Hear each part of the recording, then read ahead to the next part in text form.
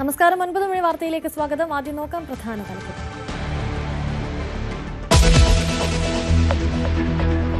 9 ദിവസം നീണ്ടുനിന്ന ചർച്ചകൾക്ക് ശേഷം മുഖ്യമന്ത്രിയെ ഇന്ന് തീരുമാനിക്കും. ഉച്ചയോടെ ഡൽഹിയിൽ പ്രഖ്യാപനമെന്ന് സൂചന. ഖർഗെ രാഹുൽ കൂടിക്കാഴ്ചയ്ക്ക് ശേഷം നടപടികൾ അന്തിമഘട്ടത്തിലേക്ക്. പ്രതീക്ഷ കൈവിടാതെ കെസിയും വിഡിയും ആർസിയും.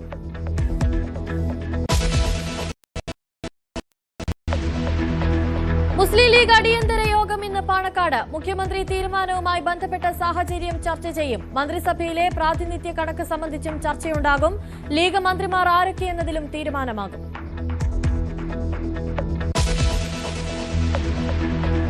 തോൽവി വിലയിരുത്താൻ ഇന്നും നാളെയും സിപിഎം സംസ്ഥാന സമിതി യോഗം. മുഖ്യമന്ത്രിക്കും സംസ്ഥാന സെക്രട്ടറിക്കുമെതിരെ വിമർശനത്തിന് സാധ്യത. പ്രതിപക്ഷ നേതാവിനെ തീരുമാനിക്കുന്നത് അജണ്ടയിലില്ല. പിണറായി വിജയൻ തന്നെ പ്രതിപക്ഷ നേതാവായേക്കും.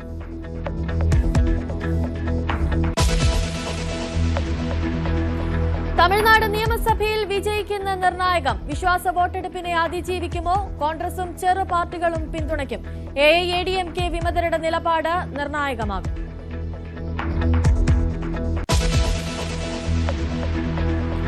ഇടിമിന്നലിൽ 4 യുവാക്കളുടെ ജീവൻ പൊലിഞ്ഞ നടുക്കം മാറാതെ മലപ്പുറത്തെ മങ്കട. മഞ്ചേരി മെഡിക്കൽ കോളേജ് ആശുപത്രിയിൽ പോസ്റ്റ്മോർട്ടം. മഴയിലും കാറ്റിലും ഇടിമിന്നലും പലയിടത്തും നാശനഷ്ടങ്ങൾ. 5 ദിവസം ഇടിമിന്നലോട് കൂടിയ ഒറ്റപ്പെട്ട ഇടങ്ങളിൽ മഴയ്ക്ക് സാധ്യതയെന്ന് മുന്നറിയിപ്പ്.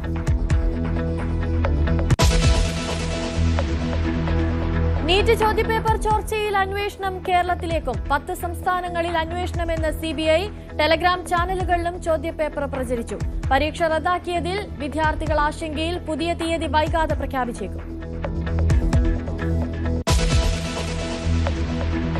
കൊച്ചി ലക്ഷദ്വീപ് സീപ്ലെയിൻ പരീക്ഷണ പറക്കലിന് ഇന്ന് തുറക്കം. പരീക്ഷണ പറക്കൽ നെടുമ്പാശ്ശേരി വിമാനത്താവളത്തിൽ നിന്ന് തീരദേശ വിനോദസഞ്ചാര മേഖലയിൽ വിപ്ലവകരമായ മാറ്റങ്ങൾ ലക്ഷ്യം.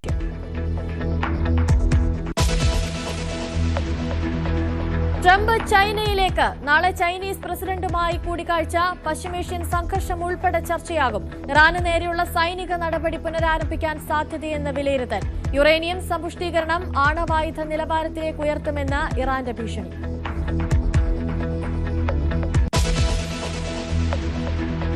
വാർത്തകളിലേക്ക് വിശദമായി പോകുമ്പോൾ US പ്രസിഡന്റ് ഡൊണാൾഡ് ട്രംപ് ചൈനയിലേക്ക്. നാളെ ചൈനീസ് പ്രസിഡന്റ് ഷീ ജിൻപിങ്ങുമായി കൂടിക്കാഴ്ച നടക്കും. പശ്ചിമേഷ്യൻ സംഘർഷം ഉൾപ്പെടെ ചർച്ചയാകാനാണ് സാധ്യത.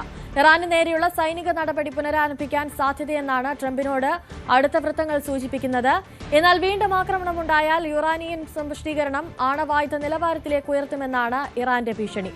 അജയ് സുധാബിജി ചേരുന്നുണ്ട് കൂടുതൽ വിവരങ്ങളുമായി. അജയ്, വീണ്ടും ഒരു സംഘർഷ സാധ്യതയാണ് മുന്നിൽ കാണുന്നത്. ഈ വീണ്ടും സംഘർഷം ആരംഭിക്കാനുള്ള സാധ്യത ട്രംപുമായി ബന്ധപ്പെട്ട വൃത്തങ്ങൾ സൂചിപ്പിക്കുന്നു. അതുപോലെ തന്നെ ഇറാന്റെ ഭാഗത്ത് നിന്ന് തിരിച്ചും ഭീഷണി ഉണ്ടാകുന്നുണ്ട്. യുറാനിയം സമ്പുഷ്ടീകരണം ആണവായുധ നിലവാരത്തിലേക്ക് ഉയർത്തുമെന്നുള്ള ഭീഷണിയൊക്കെ ഇറാന്റെ ഭാഗത്ത് നിന്നുണ്ടാകുന്നുണ്ട്. ഒരു സമാധാന ചർച്ച ഇനി മുന്നിൽ കാണാൻ സാധിക്കുമോ? ഇനി എന്തായിരിക്കും മുന്നിലേക്കുള്ള സാഹചര്യം? അനുശ്രീ, മൊത്തം അനിശ്ചിതത്വം തന്നെയാണ് സമാധാന ചർച്ചകളുടെ കാര്യത്തിൽ. അടുത്ത ആഴ്ച പാകിസ്ഥാനിൽ വെച്ച് ഒരു സമാധാന ചർച്ച നടക്കാനിരുന്നതാണ്. പക്ഷേ അതിനിടയ്ക്കാണ് ഇറാൻ സമർപ്പിച്ച സമാധാന നിർദ്ദേശങ്ങൾ അമേരിക്ക പൂർണ്ണമായി തള്ളിക്കളഞ്ഞത്. അമേരിക്ക സമർപ്പിച്ച നിർദ്ദേശങ്ങളിൽ മറുപടിയായിട്ടായിരുന്നു ഇറാൻ ഇത്തരമൊരു നിർദ്ദേശങ്ങൾ യുഎസിലേക്ക് അയച്ചിരുന്നത്. എന്നാൽ അത് പൂർണ്ണമായി ട്രംപ് തള്ളിക്കളയുകയായിരുന്നു. അതിനുശേഷം മാധ്യമങ്ങളോട് പ്രതികരിച്ചപ്പോഴാണെങ്കിലും താനിത് പൂർണ്ണമായി വായിച്ചു നോക്കാൻ പോലും നിന്നില്ല. അത് ഒന്നാകെ തള്ളിക്കളഞ്ഞു. അത് വെറും വേസ്റ്റ് ആയിരുന്നു എന്നാണ് ട്രംപ് വ്യക്തമാക്കിയത്. ഇപ്പോൾ അദ്ദേഹം ചൈനയിലേക്ക് യാത്ര തിരിച്ചിട്ടുണ്ട്. 2 ദിവസത്തെ ചൈനീസ് സന്ദർശനത്തിനാണ് യാത്ര. ഇന്ന് രാത്രി തന്നെ അദ്ദേഹം ചൈനയിലെത്തും എന്നാണ് വിവരം. നാളെയും മറ്റന്നാളുമാണ് അവിടെ കൂടുതൽ ചർച്ചകളും അതുപോലെ പ്രത്യേക യോഗങ്ങളും ഉൾപ്പെടെ നടക്കുക. നാളെ ചൈനീസ് പ്രസിഡന്റ് ഷീ ജിൻപിങ്ങുമായിട്ട് കൂടിക്കാഴ്ച നടത്തും. അതിനുശേഷം പല കാര്യങ്ങളിലും പ്രത്യേക ചർച്ചയുണ്ടാകും. പ്രധാനമായിട്ടും അമേരിക്കയുടെയും ചൈനയുടെയും വ്യാപാരം, അതുപോലെ സാങ്കേതിക വിദ്യയുമായി ബന്ധപ്പെട്ടിട്ടുള്ള കാര്യങ്ങൾ, പിന്നെ ഈ തായ്വാനുമായിട്ട് ബന്ധപ്പെട്ട പ്രശ്നങ്ങൾ, ഇതെല്ലാം ചർച്ചയാകും. പിന്നെ ഏറ്റവും സുപ്രധാനമായിട്ടുള്ള കാര്യം പശ്ചിമേഷ്യൻ വിഷയങ്ങളും ഈ ഒരു കൂടിക്കാഴ്ചയിൽ വിഷയമാകും എന്നാണ് സൂചന. ഈ പശ്ചിമേഷ്യയിലുള്ള സംഘർഷങ്ങൾ ആരംഭിച്ചതിന് ശേഷം ഇറാനെ പരസ്യമായി പിന്തുണച്ചുകൊണ്ട് രംഗത്തെത്തിയ രാജ്യങ്ങളിലൊന്നാണ് ചൈന. ഇറാന് പൂർണ്ണ പിന്തുണ നൽകുന്നതിനോടൊപ്പം അമേരിക്കയുടെ നടപടികളെ അവർ പരസ്യമായി എതിർക്കുക വരെ ചെയ്തിരുന്നു. അതുപോലെ ഇറാൻ ഇറാന്റെ ഏറ്റവും വലിയ ഒരു സാമ്പത്തിക സ്രോതസ് കൂടിയാണ് ചൈന. ഇറാന് വലിയ രീതിയിൽ ആയുധങ്ങൾ വിട്ടു നൽകുന്നതിലും അതുപോലെ അവരുമായിട്ട് പെട്രോളിയം ഉൾപ്പെടെ പല സാധനങ്ങളുടെ വ്യാപാരം നടത്തുന്നതിലും ചൈന മുൻപന്തിയിലാണ്. അതുകൊണ്ട് തന്നെ ഇക്കാര്യങ്ങളെല്ലാം ചൈനീസ് സന്ദർശനത്തിന് മുൻപാകെ ട്രംപ് പരിഗണിച്ചിട്ടുണ്ടാകാനാണ് സാധ്യത. പ്രസിഡന്റ് ഷീ ജിൻ പിങ്ങിനോട് ഈ ഇറാന് നൽകുന്ന സഹായങ്ങൾ നിർത്തിവെക്കാൻ ട്രംപ് ആവശ്യപ്പെടാൻ സാധ്യതയുണ്ട്. അതുപോലെ മറ്റ് ആയുധങ്ങൾ ഉൾപ്പെടെ വിട്ടു നൽകുന്നതിൽ നിന്ന് പിന്നോട്ട് പോകാനും ട്രംപ് സമ്മർദ്ദം ചെലുത്തിയേക്കുമെന്നാണ് വിവരം. ചൈന ഇവിടെ ഒരു മധ്യസ്ഥന്റെ റോള് വഹിച്ചുകൊണ്ട് അമേരിക്കയുടെയും ഇറാനും തമ്മിലുള്ള ഒരു സംഘർഷങ്ങൾ അത് ഒഴിവാക്കാനുള്ള ശ്രമങ്ങൾ നടത്തുമെന്നും സൂചനകളുണ്ട്. എന്തായാലും ഈ ചൈനീസ് സന്ദർശനം അത് വളരെയധികം നിർണായകമാണ്. ചൈനയിൽ നിന്ന് ട്രംപ് തിരിച്ചു വന്നതിന് ശേഷം എന്ത് വേണമെങ്കിലും സംഭവിക്കാം. ഇറാന് നേരെ ആക്രമണങ്ങൾ പുനരാരംഭിക്കാനായിട്ട് US ഇപ്പോൾ ആലോചിക്കുന്നതായിട്ടാണ് ട്രംപുമായിട്ട് ഏറ്റവും അടുത്ത വൃത്തങ്ങൾ സൂചിപ്പിക്കുന്നത്. കഴിഞ്ഞ ദിവസം ട്രംപ് നൽകുന്ന സൂചനകളും ഒരു വെടിനിർത്തൽ കരാർ ലംഘനത്തിലേക്കാണ്. കാരണം അദ്ദേഹം കഴിഞ്ഞ ദിവസം ഓവൽ ഓഫീസിൽ വെച്ച് മാധ്യമങ്ങളോട് പ്രതികരിച്ചപ്പോൾ പറഞ്ഞത് US-ഉം ഇറാനും തമ്മിലുള്ള വെടിനിർത്തൽ കരാർ അത്യന്തം ഗുരുതരാവസ്ഥയിലാണ്. അത് ജീവൻ രക്ഷാ മരുന്നുകളുടെ സഹായത്തോടെയാണ് പ്രവർത്തിക്കുന്നത്. ഇനി ശുഭകരമായി കാര്യങ്ങൾ പര്യവസാനിക്കാൻ 1% പോലും സാധ്യതയില്ല എന്നെല്ലാമാണ് ട്രംപ് ഓവൽ ഓഫീസിൽ വെച്ച് പ്രതികരിച്ചത്. ഇതിലൂടെ ട്രംപ് ഉദ്ദേശിക്കുന്നത് ഏത് നിമിഷം വേണമെങ്കിലും US വെടിനിർത്തൽ ലംഘനം നടത്താം, ഇറാന് നേരെ ഒരു ആക്രമണം പുനരാരംഭിക്കാം എന്ന് തന്നെയാണ്. ഇപ്പോൾ അടുത്ത രണ്ടാം ഘട്ടമായിട്ട് ഇറാൻ US-ന് മുന്നിൽ വെച്ച സമാധാന നിർദ്ദേശങ്ങളോട് ഒട്ടും സന്തുഷ്ടനല്ല ട്രംപ് എന്ന് വേണം ഇതിൽ നിന്ന് മനസ്സിലാക്കാൻ. ഈ ആണവ വിഷയത്തിൽ ഉൾപ്പെടെ ഇറാൻ ഒരു കോംപ്രമൈസിലേക്ക് എത്താത്തത് അത് ട്രംപിനെ വളരെയധികം ചൊടിപ്പിച്ചിട്ടുണ്ട്. ഈ ആണവ വിഷയങ്ങളെ സംബന്ധിച്ച് ഇറാൻ സമർപ്പിച്ചിട്ടുള്ള നിർദ്ദേശങ്ങളിൽ ഒരു പോയിന്റ് പോലും പരാമർശിക്കുന്നില്ലായിരുന്നു. ഇതും അദ്ദേഹത്തെ പ്രകോപിതനാക്കിയിട്ടുണ്ട് എന്ന് വേണം കരുതാൻ. മാത്രമല്ല ഹോർമുസ് വിഷയം, ഹോർമുസ് കടലിടുക്ക് ഇറാന്റെ ഒരു പരമാധികാര മേഖലയായി കണക്കാക്കണം എന്നാണ് ഇറാൻ ആവശ്യപ്പെടുന്നത്. പക്ഷേ US ഇതും സമ്മതിച്ചു കൊടുക്കുന്നില്ല. പിന്നെ ലെബനനിലേക്ക് ഇസ്രായേൽ നടത്തുന്ന ആക്രമണങ്ങളിൽ നിന്ന് പിന്നോട്ട് പോകണമെന്നുള്ള ഒരു ആവശ്യം കൂടി ഇറാൻ മുന്നോട്ട് വയ്ക്കുന്നു. പക്ഷേ US ഇതും അംഗീകരിക്കുന്നില്ല. അപ്പോൾ പലതരം കാര്യങ്ങളുണ്ട്. പ്രധാനമായിട്ടും യുറേനിയം വിഷയം, യുറേനിയവും ആണവായുധം ഉൾപ്പെടെയുള്ള വിഷയങ്ങൾ തന്നെയാണ് US-ന്റെ ആശങ്ക വർദ്ധിപ്പിക്കുന്നത്. അപ്പോൾ അതിനിടെ ഇറാന് നേരെയുള്ള ആക്രമണങ്ങൾ പുനരാരംഭിച്ചേക്കാം എന്നുള്ള അഭ്യൂഹങ്ങൾ ശക്തമാകുന്നതിനിടെ ഇറാന്റെ ഒരു പാർലമെന്റ് ഉപദേഷ്ടാവിന്റെ ഭാഗത്തു നിന്നുള്ള ഭീഷണി കൂടി പുറത്തു വരുന്നുണ്ട്. അതായത് നിലവിൽ ഇറാൻ പറയുന്നത് ഇറാന് നേരെ എന്തെങ്കിലും തരത്തിലുള്ള ആക്രമണം US-ഓ ഇസ്രായേലോ പുനരാരംഭിക്കുകയാണെങ്കിൽ തങ്ങളുടെ രാജ്യത്തുള്ള യുറേനിയം സമ്പുഷ്ടീകരണത്തിന്റെ അളവ് വർദ്ധിപ്പിക്കും എന്നതാണ് ഭീഷണി. നമ്മൾ ഈ യുദ്ധം ആരംഭിച്ച സാഹചര്യം കൂടി ഇവിടെ വെച്ച് മനസ്സിലാക്കണം. കാരണം ഇറാനിൽ സമ്പുഷ്ടീകരിച്ച യുറേനിയത്തിന്റെ അളവ് 60% മുകളിൽ പോയെന്നുള്ള അന്താരാഷ്ട്ര റിപ്പോർട്ടുകളുടെ ഫലമായിട്ടാണ് ഇപ്പോൾ നിലവിൽ ആ യുദ്ധം ആരംഭിക്കാനുള്ള ഒരു കാരണം. ഇസ്രായേലിനെയും ഇത് തന്നെയാണ് പ്രധാനമായിട്ടും ആശങ്കയിലാക്കുന്നത്. ഇപ്പോൾ ഇറാൻ പറയുന്നത് തങ്ങൾക്ക് നേരെ ആക്രമണം കടുപ്പിക്കുകയാണെങ്കിൽ ഈ യുറേനിയ സമ്പുഷ്ടീകരണം 90% എത്തിക്കും എന്നതാണ് ഭീഷണി. 90% എന്ന് പറഞ്ഞാൽ ഒരു ആണവായുധം നിർമ്മിക്കാൻ ആവശ്യമായ അത്രത്തോളം യുറേനിയം. ഇറാൻ പരസ്യമായി അവർ പറയുന്നത് ഇറാൻ ആണവായുധം ഒരിക്കലും നിർമ്മിക്കില്ല, ഇറാന്റെ ഒരു തത്വങ്ങൾ അത് ആണവായുധത്തിന് എതിരാണ് എന്നതാണ് അവരുടെ ഒരു പരസ്യ പ്രഖ്യാപനം എന്ന് പറയുന്നത്.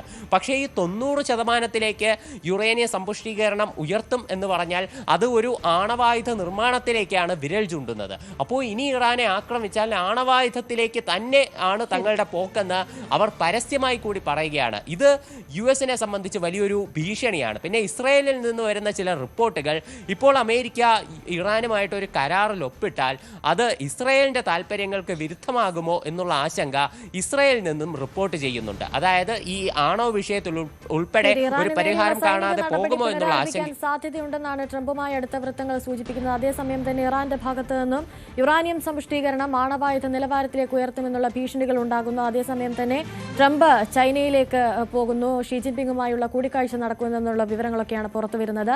അജയ് സുധ ബിജുവാണ് കൂടുതൽ വിവരങ്ങൾ നൽകിയത്.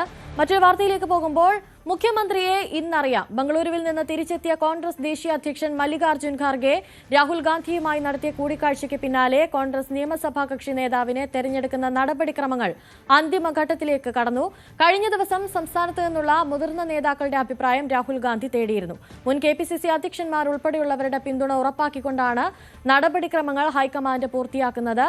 വോട്ടെണ്ണൽ കഴിഞ്ഞ് 10 ദിവസം പിന്നിട്ടിട്ടും മുഖ്യമന്ത്രിയെ പ്രഖ്യാപിക്കാത്തതിൽ ഘടകകക്ഷികൾക്കും കടുത്ത അതൃപ്തിയുണ്ട്. ഡാൻ കുര്യൻ ചേരുന്നുണ്ട് കൂടുതൽ വിവരങ്ങളുമായി. ഡാൻ, 10 ദിവസം നീണ്ടുനിന്ന ചർച്ച, അതിനിടയിലുള്ള ഫ്ലക്സ് വിവാദം, ഇതിനൊക്കെ ഒടുവിൽ ഇന്ന് മുഖ്യമന്ത്രി പ്രഖ്യാപനം ഉണ്ടാകുമെന്ന് പ്രതീക്ഷിക്കാമോ?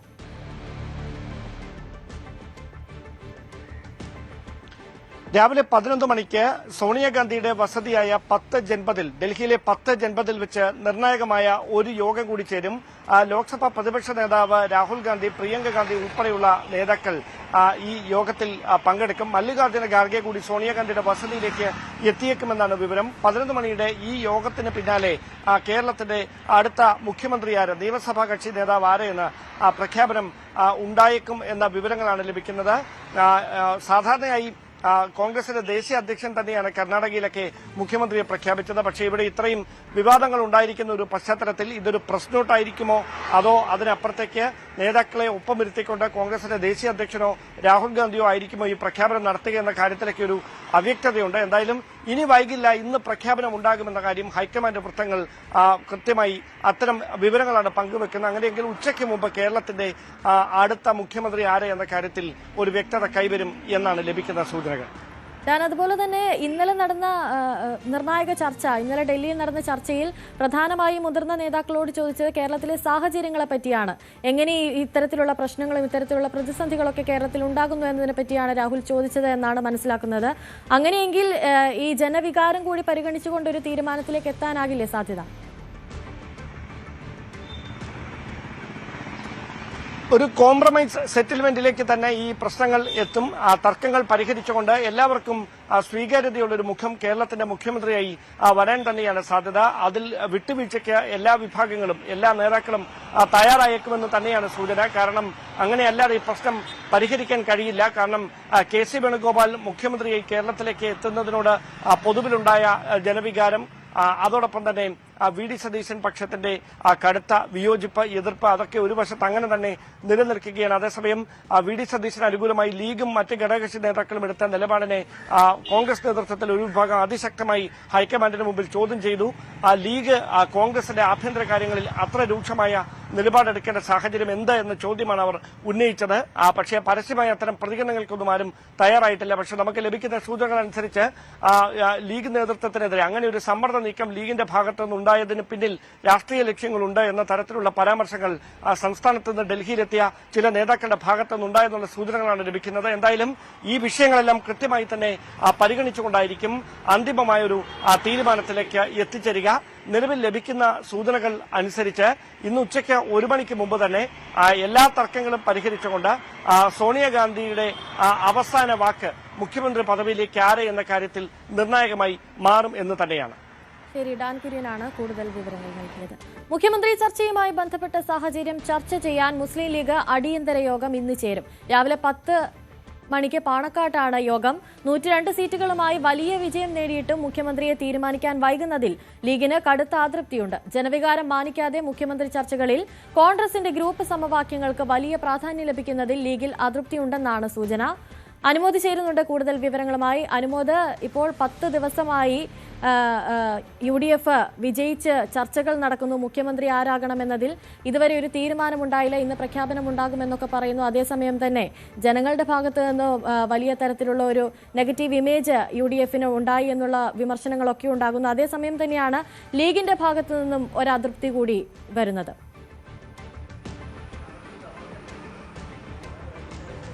അനുശ്രീ, ലീഗിന്റെ വിമർശനം ഒരു അസാധാരണ സാഹചര്യം തന്നെയാണെന്ന് പറയേണ്ടി വരും. കാരണം UDFന്റെ കെട്ടുറപ്പിനായിട്ട് എല്ലാ കാലവും നിലനിൽക്കുന്ന പാർട്ടിയാണ് മുസ്ലിം ലീഗ്. പരസ്യമായിട്ടുള്ള പ്രതികരണങ്ങൾക്കോ അല്ലെങ്കിൽ പാർട്ടി മുന്നണിയെ ശക്തിപ്പെടുത്താതെ ദുർബലപ്പെടുത്തുന്ന തരത്തിലേക്കുള്ള സാഹചര്യങ്ങൾക്കോ ലീഗ് ഒരിക്കലും മുതിരാറില്ല.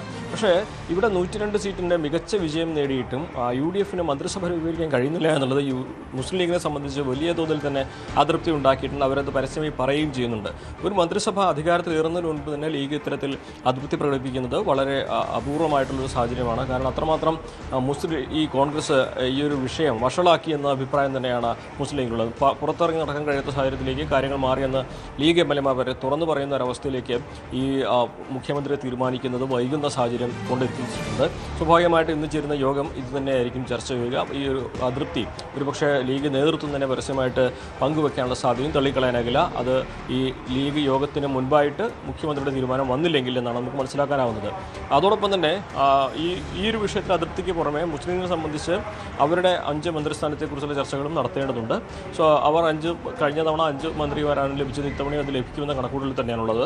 അത്തരം കാര്യങ്ങളെ കൂടുതലുള്ള ചർച്ചകളും ഇന്നത്തെ ഒരു യോഗത്തിലുണ്ടാകും.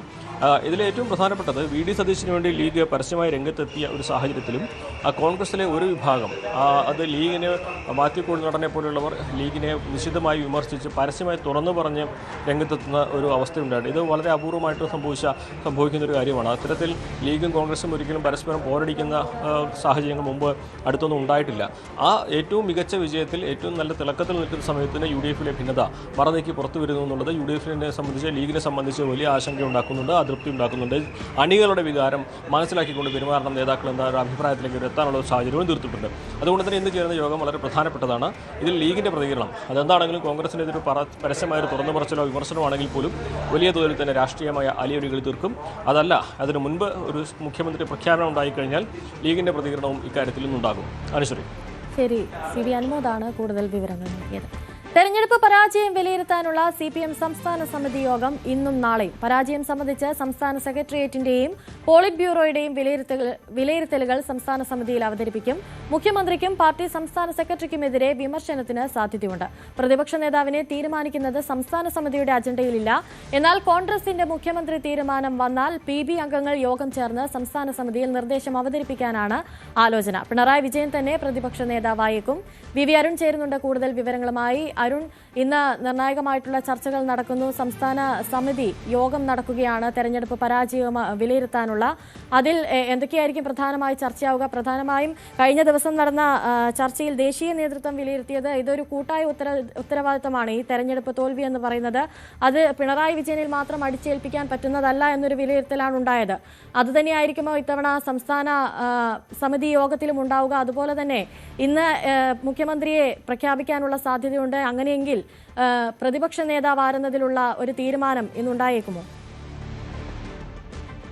അനുശ്രീ, തെരഞ്ഞെടുപ്പ് ഫലം വിലയിരുത്താൻ നേരത്തെ CPM സംസ്ഥാന സെക്രട്ടറി യോഗം ചേർന്നിരുന്നു. അന്ന് പല കാരണങ്ങൾ പരാജയത്തിന് വഴിവെച്ചു എന്നൊരു പ്രാഥമിക വിലയിരുത്തൽ, അതിൽ ന്യൂനപക്ഷ വോട്ടുകളുടെ ഏകീകരണം ഇടതുമുന്നണിക്ക് എതിരായി ഉണ്ടായി എന്നൊരു വിലയിരുത്തലാണ് സംസ്ഥാന സെക്രട്ടറി നടത്തിയത്. വിശദമായ ചർച്ച സംസ്ഥാന കമ്മിറ്റിയിലേക്ക് മാറ്റിവെക്കുകയായിരുന്നു. ആ യോഗമാണ് ഇന്ന് ചേരുന്നത്.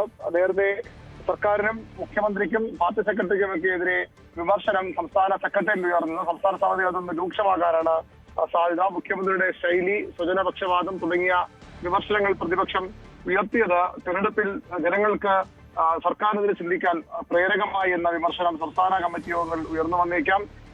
പാർട്ടി സെക്രട്ടറിയുടെ നിലപാടുകൾക്കെതിരെ അതിശക്തമായ വിമർശനം സംസ്ഥാന സെക്രട്ടറി ഉയരാൻ ഇടയുണ്ട്. ഇന്നും നാളെയുമായാണ് സംസ്ഥാന കമ്മിറ്റി യോഗം ചേരുന്നത്. അതിൽ തന്നെ ഏറ്റവും പ്രധാനപ്പെട്ട ഒരു അജണ്ടയായി വരാൻ പോകുന്നത് മുഖ്യമന്ത്രിയുടെ പ്രവർത്തനം ഏതു തരത്തിൽ ഈ തെരഞ്ഞെടുപ്പ് തിരിച്ചടിയിൽ പങ്കുവഹിച്ചു എന്ന കാര്യത്തിൽ ചർച്ചയുണ്ടാകും. പാർട്ടി സെക്രട്ടറിയുടെ പ്രവർത്തനം വിലയിരുത്തപ്പെടും. മുഖ്യമന്ത്രി ശൈലി മാറ്റണമെന്ന ആവശ്യം നേരത്തെ ഘടകകക്ഷി ഉന്നയിച്ചുവെങ്കിലും CPM അത്തരം നിലപാടിലേക്ക് പോയില്ല. പക്ഷേ ഇത്തവണ മുഖ്യമന്ത്രിയെ കൂടി കേന്ദ്രീകരിച്ചുള്ള വിമർശനങ്ങൾ ഉയർന്നാൽ അത്ഭുതപ്പെടാനില്ല. ചരിത്രത്തില്ലാത്ത വലിയ തിരിച്ചടിയാണ് CPM ഉണ്ടായിരിക്കുന്നത്. പാർട്ടി കോട്ടകൾ, കണ്ണൂർ പോലുള്ള, ആലപ്പുഴയും കൊല്ലവും പോലുള്ള പാർട്ടി കോട്ടകളിലാണ് CPM തകർന്നടിഞ്ഞത്. അത് പാർട്ടിക്ക് ഒരിക്കലും അംഗീകരിക്കാൻ കഴിയുന്ന ഒന്നല്ല. അതുകൊണ്ട് തിരിച്ചുവരവിന്റെ വഴികൾ കൂടി ഈ സംസ്ഥാന കമ്മിറ്റി യോഗത്തിൽ ചർച്ചയാകും.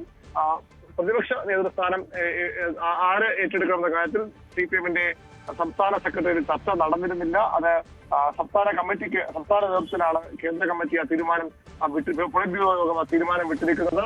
ഇന്ന് കോൺഗ്രസിന്റെ മുഖ്യമന്ത്രി സ്ഥാനാർത്ഥിയെ പ്രഖ്യാപിച്ചാൽ സംസ്ഥാനത്തെ PB അംഗങ്ങൾ യോഗം ചേർന്ന് പ്രതിപക്ഷ നേതാവ് ആരാകണമെന്ന നിർദ്ദേശം മുന്നോട്ട് വയ്ക്കും. അത് സംസ്ഥാന സമിതി അവതരിപ്പിക്കും. അവിടെയാകും അന്തിമ തീരുമാനം ഉണ്ടാവുക. പിണറായി വിജയൻ പ്രതിപക്ഷ നേതാവാകാൻ തന്നെയാണ് സാധ്യത. പക്ഷെ അത് ഏകപക്ഷീയമായ തീരുമാനമായി വരുമോ എന്ന കാര്യത്തിൽ സംശയമുണ്ട്. പിണറായി വിജയൻ ആകരുതെന്ന നിലപാടുള്ളവർ CPM-ന്റെ സംസ്ഥാന സെക്രട്ടേറിയറ്റ് പോലുമുണ്ട്. അദ്ദേഹം മാറി നിൽക്കണം. ഒരു പുതിയ നേതൃത്വം CPM-ന്റെ തലപ്പത്തേക്ക്, മുന്നണിയുടെ തലപ്പത്തേക്ക് വേണമെന്ന അഭിപ്രായമുള്ളവരുമുണ്ട്. ഘടകകക്ഷികൾക്കും പലർക്കും അത്തരമൊരു സമീപനമാണുള്ളത്. അതുകൊണ്ട് തന്നെ CPM സംസ്ഥാന കമ്മിറ്റി യോഗത്തിന്റെ തീരുമാനം ഇക്കാര്യത്തിൽ നിർണായകമാകും. ഈ വിഷയം അജണ്ടയിൽ ഇല്ലെങ്കിൽ പോലും ആരെങ്കിലും ഉന്നയിക്കാനുള്ള സാധ്യത തള്ളിക്കളയാനാകില്ല. ശരി, വി അരുണാണ് കൂടുതൽ വിവരങ്ങൾ നൽകിയത്. തമിഴ്നാട് നിയമസഭയിൽ TVK സർക്കാർ ഇന്ന് വിശ്വാസ വോട്ട് തേടും. AADMKയിൽ ഒരു വിഭാഗം വിജയ് സർക്കാരിനെ പിന്തുണയ്ക്കുമെന്നാണ് വിവരം. CV ഷൺമുഖത്തിന്റെ നേതൃത്വത്തിലാണ് വിമത വിഭാഗത്തിന്റെ നീക്കം. ഇത്തരമൊരു നടപടിയുണ്ടായാൽ കൂറുമാറ്റ നിരോധന നിയമപ്രകാരം നടപടി സ്വീകരിക്കുമെന്ന മുന്നറിയിപ്പ് ഔദ്യോഗിക പക്ഷവും നൽകിയിട്ടുണ്ട്. ഇന്ന് തമിഴ്നാട് TVKയ്ക്കും വിജയ്ക്കും നിർണായകമാകുന്ന ഒരു ദിവസമാണ്. വിശ്വാസ വോട്ടെടുപ്പ് നടക്കുകയാണ്. 120 ഭൂരിപക്ഷം ആണ് TVKയ്ക്കുള്ളത്. വിനോദ് ചേരുന്നുണ്ട്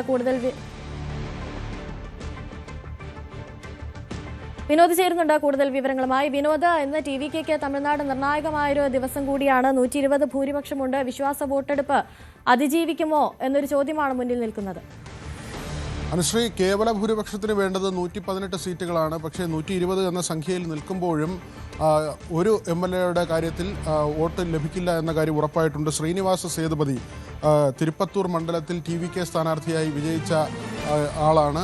അദ്ദേഹത്തിന് ഈ ഒരു വോട്ടിനാണ് വിജയം ആയതുകൊണ്ട് തന്നെ അതിൽ തർക്കം വരികയും മദ്രാസ് ഹൈക്കോടതി ഇപ്പോൾ അദ്ദേഹത്തിന് ഈ വിശ്വാസ വോട്ടിൽ വോട്ട് ചെയ്യാൻ കഴിയില്ല എന്ന് വ്യക്തമാക്കുകയും ചെയ്തിട്ടുണ്ട്.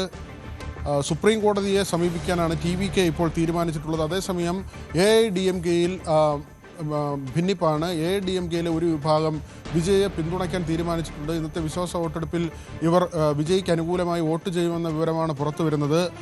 ഷൺമുഖം എന്ന നേതാവിൻ്റെ നേതൃത്വത്തിലാണ് AIADMKയിൽ ഇപ്പോൾ പിളർപ്പുണ്ടായിരിക്കുന്നത്. 47 MLAമാരാണ് ആകെ AIADMKയ്ക്ക് ഉള്ളത്. ഇതിൽ 32 പേർ ഉണ്ടെങ്കിൽ മാത്രമേ 3/2 ഭൂരിപക്ഷത്തോടു കൂടി വന്നാൽ മാത്രമേ അവർക്ക് ഈ അയോഗ്യത മറികടക്കാൻ കഴിയൂ.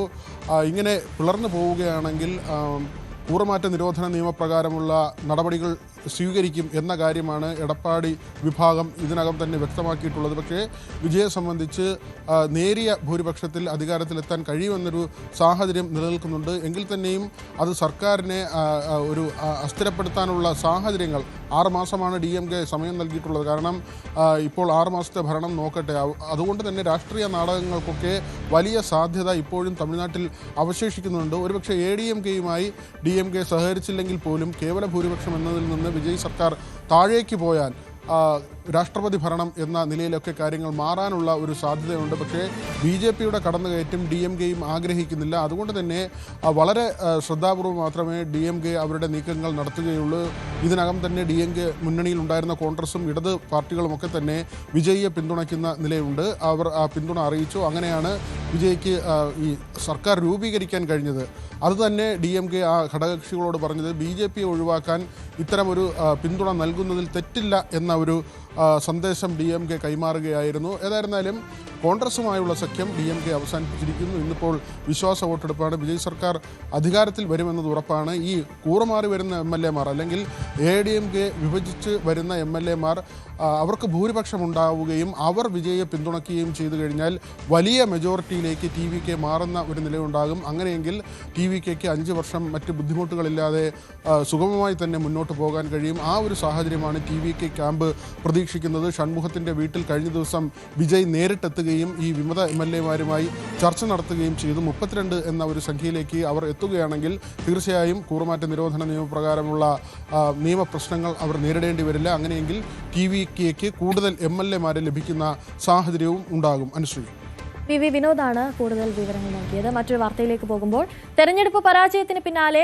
ആലപ്പുഴ CPIM-ൽ പൊട്ടിത്തെറി. കായംകുളം, അരൂർ, അമ്പലപ്പുഴ മണ്ഡലങ്ങളിലെ പരാജയത്തിൽ MLAമാർക്ക് കടുത്ത വീഴ്ചയെന്ന് CPM ആലപ്പുഴ ജില്ലാ സെക്രട്ടറി R നാസർ. ന്യൂസ് 18നോടാണ് പ്രതികരണം. മണ്ഡലങ്ങളിൽ ജനകീയ അടിത്തറ ഉണ്ടാക്കിയില്ലെന്ന് മാത്രമല്ല പാർട്ടിയെ ശിഥിലമാക്കി. പരാജയത്തിന്റെ ഉത്തരവാദിത്വം മറ്റുള്ളവരുടെ തലയിൽ വെക്കാനാകില്ലെന്നും നാസർ പറഞ്ഞു. നിയമസഭാ തെരഞ്ഞെടുപ്പിൽ ഏറ്റവും അധികം തിരിച്ചടി നേരിട്ട ജില്ലകളിലൊന്ന്, പ്രത്യേകിച്ച് അപ്രതീക്ഷിത തിരിച്ചടി നേരിട്ട ജില്ലകളിൽ ഒന്നാണ് ആലപ്പുഴ. ആലപ്പുഴയിൽ ഇത്തവണ കഴിഞ്ഞ തെരഞ്ഞെടുപ്പുകളെല്ലാം തന്നെ ഇടതു കോട്ടയായി നിന്ന ആലപ്പുഴയിൽ വലിയ ഇളക്കം തന്നെ ഇത്തവണത്തെ തെരഞ്ഞെടുപ്പ് സൃഷ്ടിച്ചു. നമ്മളോടൊപ്പമുള്ളത് CPM ആലപ്പുഴ ജില്ലാ സെക്രട്ടറി R നാസറാണ്. തെരഞ്ഞെടുപ്പിനെ സംബന്ധിച്ച് ഉണ്ടായ പരാജയത്തെ സംബന്ധിച്ച് അദ്ദേഹം സംസാരിക്കുകയാണ്. വലിയൊരു ശക്തി കേന്ദ്രം, ഇടതിന്റെ ശക്തി കേന്ദ്രം എന്ന് തന്നെ പറയാവുന്ന ഒരു ജില്ലയായിരുന്നു ആലപ്പുഴ. എന്താണ് ആലപ്പുഴയിൽ തന്നെ സംഭവിച്ചായി കരുതുന്നത്? ആലപ്പുഴയിലെ ശക്തി കേന്ദ്രങ്ങളിൽ 3 മണ്ഡലങ്ങൾ 3 മണ്ഡലങ്ങളും LDF തന്നെയാണ് വിജയിച്ചത്. ചേർത്തല, മാവേലിക്കര, ചെങ്ങന്നൂർ 3 മണ്ഡലങ്ങളിൽ LDF വിജയിച്ചു. ബാക്കി 6 മണ്ഡലങ്ങളാണ് പരാജയം ഉണ്ടായത്. അതിൽ കഴിഞ്ഞ പ്രാവശ്യം അതിൻ്റെ മുമ്പത്തെ പ്രാവശ്യവും UDF ജയിച്ച മണ്ഡലമാണ് ഹരിപ്പാട്. ബാക്കി 5 മണ്ഡലങ്ങളാണ് LDF ജയിച്ചത്. ആ LDF ജയിച്ച മണ്ഡലത്തിലെ പരാജയം സംബന്ധിച്ചുള്ള പരിശോധന ഞങ്ങൾ ഗൗരവമായി നടത്തുന്നുണ്ട്. ആദ്യഘട്ടത്തിൽ തന്നെ ഉയർന്നു വന്ന 3 മണ്ഡലങ്ങൾ, അതായത് തോൽവിക്ക് സാധ്യതയുണ്ടെന്ന് വിലയിരുത്തപ്പെട്ട 3 മണ്ഡലങ്ങളായിരുന്നു. ഒന്ന് കായംകുളം, സിറ്റിംഗ് MLAമാർക്ക് സാധ്യത കുറവ് എന്ന് വിലയിരുത്തപ്പെട്ട മണ്ഡലമായിരുന്നു കായംകുളം, അരൂർ, ഒപ്പം തന്നെ അമ്പലപ്പുഴ. ഇവിടങ്ങളിൽ അങ്ങനെ ഒരു തീരുമാനം മാറ്റി ചിന്തിക്കാത്തത്, സ്ഥാനാർത്ഥി സംബന്ധിച്ച് മാറ്റി ചിന്തിക്കാത്ത തിരിച്ചടിയാൻ തോന്നുന്നുണ്ടോ? അതിപ്പം നമ്മൾ ഇന്നിപ്പം പറഞ്ഞിട്ട് കാര്യമില്ലല്ലോ. സ്ഥാനാർത്ഥികളെ തീരുമാനിക്കുന്ന സമയത്ത് അത് ചിന്തിക്കേണ്ട കാര്യമാണ്. ആ സമയത്ത് ചിന്തിച്ചില്ല. ആ സമയത്ത് എന്തുകൊണ്ട് ജനസമ്മതി ഇല്ല എന്നുള്ളത് പാർട്ടിക്ക് മനസ്സിലാകാതെ പോയി? അല്ല, അവർ സിറ്റിംഗ് MLAമാരാണ്. സിറ്റിംഗ് MLAമാരായതുകൊണ്ട് ആ സിറ്റിംഗ് MLAമാരെല്ലാം മത്സരിക്കട്ടെ എന്നുള്ള പൊതു തീരുമാനം വന്നപ്പോൾ അതിൻ്റെ അടിസ്ഥാനത്തിൽ നമ്മൾ മത്സരിപ്പിച്ചതാണ്. ആ മണ്ഡലത്തിൻ്റെ പ്രത്യേകത വെച്ച് നമ്മൾ പരിശോധിക്കുമ്പോഴത്തേക്ക് ഈ നിങ്ങൾ പറഞ്ഞ കുറവുകളൊക്കെ ഉണ്ടാകാം. എന്നാലും സിറ്റിംഗ് MLAമാരെല്ലാം മത്സരിക്കട്ടെ എന്നൊരു വിധത്തിലേക്കുള്ള പൊതു ധാരണയുടെ അടിസ്ഥാനത്തിൽ അവരെ മത്സരിപ്പിച്ചതാണ്. പക്ഷേ ഇതൊരു വമ്പൻ തിരിച്ചടിയായില്ലേ? അതിപ്പോൾ തിരിച്ചടിയായി. അപ്പോൾ അത് ആ തീരുമാനം എടുത്തതിൽ എന്തെങ്കിലും പ്രശ്നം ഉണ്ടെങ്കിൽ തിരുത്താം, അതിലേ പറ്റുള്ളൂ.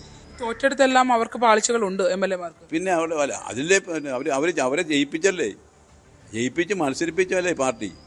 അവിടെ പിന്നെ അടുത്ത പ്രാവശ്യം അവർ വീണ്ടും നിൽക്കുമ്പോഴത്തേക്ക് എന്ത് പ്രശ്നം ഉണ്ടായാലും അതിനെ അതിജീവിച്ച് ജയിക്കാനുള്ള ഉത്തരവാദിത്തം അവർക്കില്ലേ? ഈ തോൽവിയിൽ അവർക്കും പങ്കുണ്ട്. പിന്നെ അവർക്കല്ലേ വലിയ പങ്ക്. അവർക്ക് വലിയ പങ്കുണ്ട്. കാരണം വെച്ചാൽ അവർ പാർട്ടി ഏൽപ്പിച്ചെന്താ 5 വർഷക്കാലം MLA 10 വർഷക്കാലം അവിടെ ഇരിക്കുമ്പോൾ അതിൻ്റെ അടിസ്ഥാനത്തിൽ പാർട്ടിയെ സ്ട്രെങ്തൻ ചെയ്യണം. അല്ലാണ്ട് അവരെ സ്ട്രെങ്തൻ ചെയ്യല്ല, പാർട്ടിയെ സ്ട്രെങ്തൻ ചെയ്യണം. അതാണ് ഓരോ ജനപ്രതിനിധി ചെയ്യേണ്ടത്. ആ സ്ട്രെങ്തനിങ് നടന്നില്ല, പാർട്ടി ദുർബലപ്പെടുത്തുകയാണ് ചെയ്തത്. സാധാരണ രീതിയിൽ നമ്മുടെ പാർട്ടി ലീഡർഷിപ്പുള്ളവരൊക്കെയാണല്ലോ ജനപ്രതിയായിട്ട് വരുന്നത്. അങ്ങനെ വരുന്ന ജനപ്രതികളെല്ലാം ജനങ്ങളോടൊപ്പം നിന്ന് ജനങ്ങളുടെ കാര്യങ്ങൾ മനസ്സിലാക്കി ജനങ്ങൾ നമ്മളുമായിട്ടുള്ള ബന്ധം കൂടുതൽ സുദൃഢമാക്കാനും പാർട്ടിയുടെ കരുത്ത് വർദ്ധിപ്പിക്കാനും ഇടതുപക്ഷ ജനാധിപത്യ മുന്നണിക്ക് ആകെ മുന്നേറാനും കഴിയുന്ന സാഹചര്യം ഒരുക്കി അടുത്ത തെരഞ്ഞെടുപ്പ് വരുമ്പോഴും നേരത്തെ കിട്ടിയതിനേക്കാൾ വലിയ ഭൂരിപക്ഷം ജയിക്കണം. അങ്ങനെ പലരും ജയിച്ചിട്ടുണ്ടല്ലോ, അങ്ങനെ ജയിച്ചിട്ടുണ്ട്. അങ്ങനെ നോക്കുകയാണെങ്കിൽ ചേർത്തലയൊക്കെ നിലനിർത്തി പോന്നു. ചേർത്തല നിലനിർത്തി, ചെങ്ങന്നൂർ എന്നില്ലേ, ചെങ്ങന്നൂർ നിലനിർത്തി, ചേർത്തല നിലനിർത്തി, മാവേലിക്കര നിലനിർത്തി. അവിടെ ഇവർക്ക് 3 പേർക്ക് നിലനിർത്താൻ കഴിയുമെങ്കിൽ ഇവർക്ക് എന്താ നിലനിർത്താൻ കഴിയാമെന്ന്? ശരണ്യ സ്നേഹജൻ ചേരുന്നുണ്ട് കൂടുതൽ വിവരങ്ങളുമായി. ശരണ്യ, ഇപ്പോൾ ആലപ്പുഴ ജില്ലയിൽ CPIM-ൽ വലിയ തരത്തിലുള്ള പൊട്ടിത്തെറി ഉണ്ടായിരിക്കുകയാണ്. ആലപ്പുഴ ജില്ലാ സെക്രട്ടറി R. നാസർ MLAമാർക്കെതിരെ വലിയ തരത്തിലുള്ള വിമർശനമാണ് ഉന്നയിക്കുന്നത്. അതേസമയം തന്നെ ഇത് MLAമാരുടെ ഭാഗത്ത് നിന്ന് മാത്രമുണ്ടായ ഒരു വീഴ്ചയാണോ? ഈ G. സുധാകരന്റെ അടക്കം വിഷയങ്ങളിൽ പാർട്ടി കൃത്യമായ രീതിയിൽ ഇടപെട്ടില്ല എന്നൊരു വിമർശനം അന്ന് തന്നെ ഉയർന്നു നിന്നിരുന്നു. ഇതൊക്കെ ഇതിനൊരു കാരണമായി നമുക്ക് കണക്കാക്കാനാകുമോ?